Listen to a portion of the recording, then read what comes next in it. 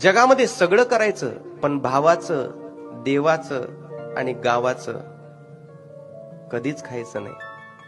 इतिहास साक्षीदार आहे. ज्यानं भावाचं खाल्लंय, ज्यानं गावाचं खाल्लंय, ज्यानं देवाचं खाल्लंय, म्हणजे सोप्या भाषेत ज्यानं दुसऱ्याच्या हक्काचं ओढून खाल्लंय ना, इतिहासामध्ये ते जमा झालेत. पण ज्यांनी भावाकरता आपलं त्यागून सुद्धा त्याच्याकरता कधीच चुकीचा शब्द काढला नाही, ते इतिहासामध्ये अजरामर झालेत. राम वनवासाला गेल्यानंतर भरता करता तर अगदी मोकळं होतं हो सगळं. राजगादी मोकळी होती, तरी सुद्धा त्या राजगादीला स्पर्श केला नाही. नाही नाही, याचे मालक माझे बंधूच आहे, माझं ते माझं, भावाचंही ते माझं असं म्हणणारं कलियुग आहे. पण माझ्या दादाचं ते दादाचंच आहे. अरे माझं सर्वस्व सुद्धा माझ्या दादाचंच आहे, हे शिकवण फक्त देणारा एकमेव ग्रंथ म्हणजे रामकथा आहे, लक्षात ठेवा.